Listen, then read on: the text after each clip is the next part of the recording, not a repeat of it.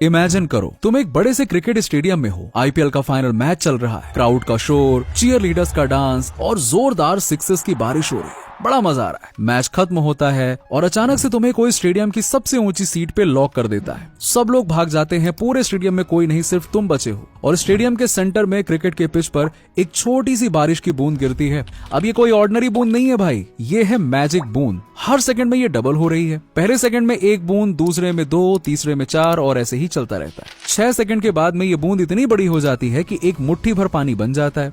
अब तुम ऊपर से देख रहे हो और सोच रहे हो कि अरे क्या दिक्कत है, इतना कम तो पानी है, स्टेडियम भरने में तो कई दिनों लग जाएंगे। तुम आराम से रिलैक्स हो और लॉक खोलने की कोशिश कर रहे हो या फिर इंतजार कर रहे हो कि कल तक तो कोई आके खोल ही देगा। पर तुम्हें क्या पता, ये बूंद का जादू तो अभी शुरू भी नहीं हुआ है। ये सब कुछ दोपहर के 12 बजे शुरू हुआ था और अब टाइम हो चुका था 12:59 पूरे 1 घंटे में स्टेडियम सिर्फ 1% भरा है। अब तुम सोच रहे हो बस थोड़ी देर और, मैं और कोशिश करता हूँ, लॉक तो खुल जाएगा, मैं तो निकल जाऊंगा, क्या ही दिक्कत है। पर अब देखो कंपाउंडिंग का कमाल।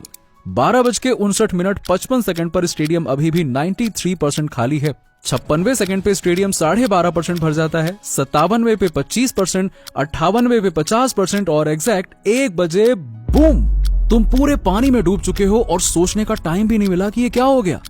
ये है एक थॉट एक्सपेरिमेंट भाई, जो कि डॉक्टर अल्बर्ट बार्टलेट ने किया था।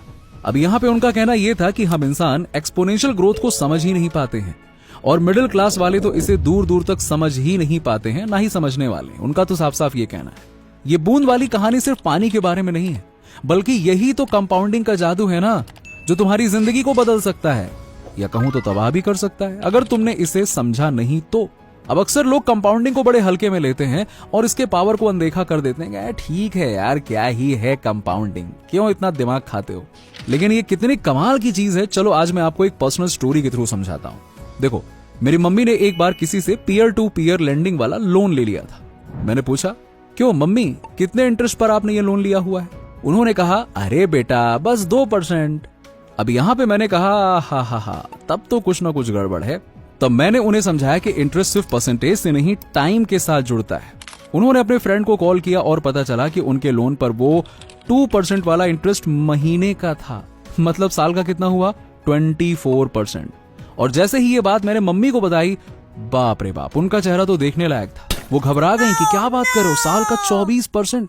और जब इस इंसिडेंट के बारे में मैं अपने दोस्त को बता रहा था तो वो तो हंसने लगा। वो कहता है अबे तेरी मम्मी भी ना, कितनी भोली है आंटी, कोई भी उन्हें बना के चला जाता है। फिर पता है मैंने उससे क्या कहा? मैंने कहा, भाई तू भी तो अपने क्रेडिट कार्ड का